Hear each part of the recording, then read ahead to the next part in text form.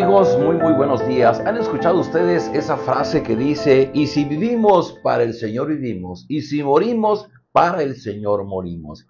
Hoy en el pasaje de Romanos 14, aquí viene, es un texto de la Biblia, es un pensamiento que el apóstol Pablo escribió. Así que vamos a leer hoy en Romanos 14, versículos del 1 al 12. Leo para ustedes. Dice así: reciban al que es débil en la fe, pero no para entrar en discusiones. A algunos se les permite comer de todo, pero hay quienes son débiles en la fe y solo comen verduras. El que come de todo no debe menospreciar al que no come ciertas cosas, y el que no come de todo no debe condenar al que lo hace, pues Dios lo ha aceptado. ¿Quién eres tú para juzgar al siervo de otro? Que se mantenga en pie o que caiga es asunto de su propio Señor, y se mantendrá en pie porque el Señor tiene poder para sostenerlo. Hay quien considera que un día tiene más importancia que otro, pero hay quien considera iguales todos los días. Cada uno debe estar firme en sus propias opiniones. El que le da importancia especial a cierto día lo hace para el Señor. El que come de todo, come para el Señor y lo demuestra dándole gracias a Dios. Y el que no come, para el Señor se abstiene y también da gracias a Dios. Porque ninguno de nosotros vive para sí, ni tampoco muere para sí. Si vivimos, para el Señor vivimos, y si morimos, para el Señor morimos. Así pues, sea que vivamos o que muramos, del Señor somos. Para esto mismo murió Cristo y volvió a vivir para ser Señor tanto de los que han muerto como de los que viven. Tú entonces, ¿por qué juzgas a tu hermano? ¿O tú, por qué lo menosprecias? Todos tendremos que comparecer ante el tribunal de Dios. Está escrito: de cierto, tan cierto como que yo vivo, dice el Señor, ante mí se doblará toda rodilla y toda lengua confesará a Dios. Así que cada uno de nosotros tendrá que dar cuentas de sí a Dios. Bueno, vienen muchas ideas, pero en la primera parte Pablo hace una exhortación para no meternos en la vida de otros. En este tiempo, un problema real que había dentro de la iglesia es que, bueno, vivían, la iglesia está en Roma, los romanos tenían sus propios dioses, sus propios ídolos, y ellos sacrificaban inclusive, pues los animales los sacrificaban a sus propios dioses. El problema es qué pasaba con la carne que venía de esos sacrificios.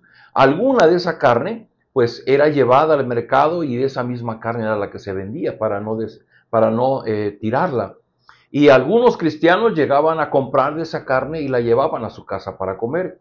Y algunos cristianos decían: no, es que no comas de eso porque eso fue carne que se ofreció a los dioses. Pero pues el cristiano que iba y compraba su porción de comida daba gracias a Dios por la comida de ese día y la tomaba para sí. Y entonces había una discusión entre las diferentes personas de la iglesia, porque decían: no, es que ellos hacen mal porque comen de la carne de los ídolos. Y otro decía: pues es que yo no tengo problema porque aquel lo ofreció a su ídolo, pero yo simplemente estoy comprando un pedazo de carne para mi comida. Y la exhortación de Pablo es: a ver, si aquel tiene limpia su conciencia y ya dio gracias a Dios por su comida y la va a comer sin ningún problema, pues adelante. Pero si tú te quieres abstener, pues no te amargues porque te abstienes. Abstente para el Señor y dale gracias a Dios por haberte abstenido. Queridos amigos, ¿qué sucede con esto? Una pequeña reflexión antes de pasar a otra es que cada uno es responsable ante Dios de sus propias decisiones. Y si nosotros en algún momento pensamos o creemos que hacer algo ofende a Dios, nos abstenemos de hacerlo. Pero si en otro caso, de una manera muy clara, pues lo que yo estoy haciendo para mi punto de vista no ofende a Dios y me siento en la libertad de hacerlo, pues hágalo. Hoy en nuestro tiempo deben haber prácticas en las iglesias en donde unos miran a otros y diciendo: mira, ya viste cómo viste, mira, ya viste lo que hizo, mira, ya viste cómo habla, mira, ya viste con quién se junta. Pero si cada uno puede orar y dar gracias a Dios por lo que hace, por lo que tiene, por con quien está, y cree que no ofende al Señor, dice, es un asunto de una propia voluntad. Solamente voy a brincar hasta el final. Dice en el versículo final: Dice, o tú, ¿por qué lo menosprecias? Todos tendremos que comparecer ante el tribunal de Dios. Y está escrito, tan cierto como que yo vivo, dice el Señor, ante mí se doblará toda rodilla. Lo que tenemos que tener presente es que a final de cuentas, de mis acciones yo le voy a dar cuenta a Dios. Entonces, si Dios me va a juzgar al final por mis acciones, que ante quien tengo que tener mi conciencia limpia es ante el Señor. Y que sigue rápidamente al texto que les dije en un principio, porque es otro de los temas que viene ahí.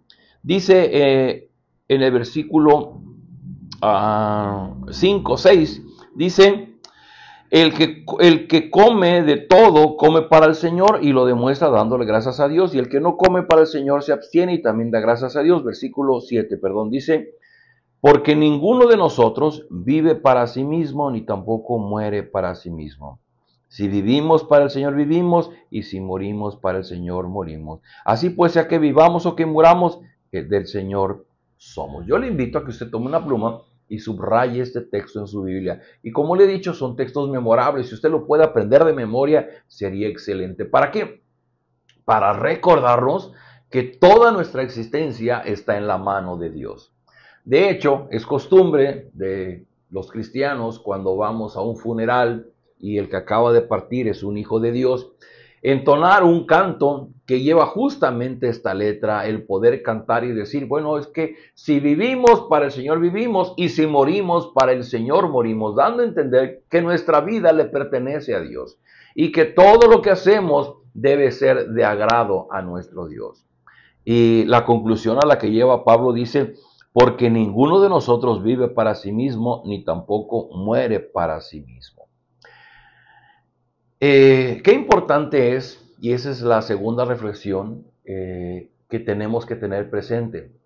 Si este día yo estoy vivo, tengo que tener presente es que todo lo que yo haga en este día tiene que servir para mi vida de servicio a Dios, para que yo todo lo que yo haga en este día pueda honrar a Dios.